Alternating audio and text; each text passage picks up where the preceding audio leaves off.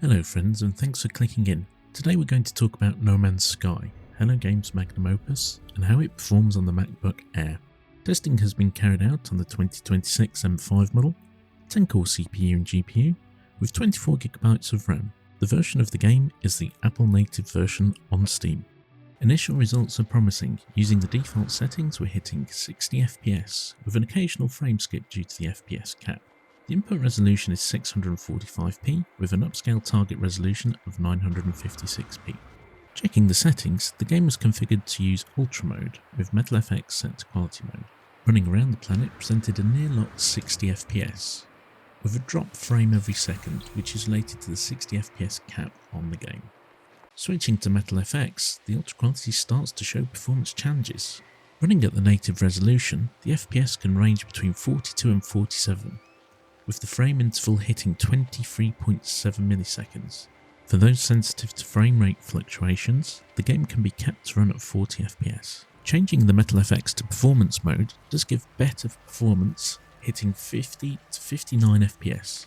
Cranking up the resolution to 1200p, upscaling from a base image of 600p, gave a crisper image at the expense of uneven frame pacing. But there is a catch. No Man's Sky having a dynamic day-night cycle and weather effects starts taxing the system.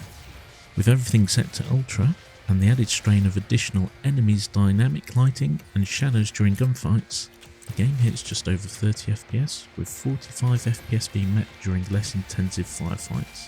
The game could be capped at 30 FPS, which would also even out the frame pacing, but for a game like this, moment-to-moment combat, the more FPS you can squeeze out the better.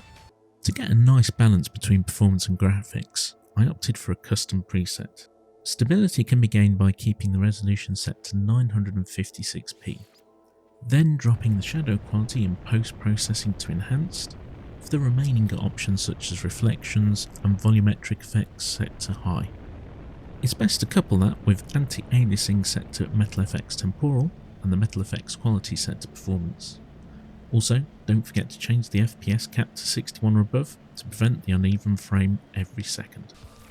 These settings help maintain a mostly stable 60 FPS, with occasional drops during transitions between space travel and planetfall, or when you're exiting your vehicle. These transitional loads don't impact the overall gaming experience, and it's a fair trade-off to maintain positive performance.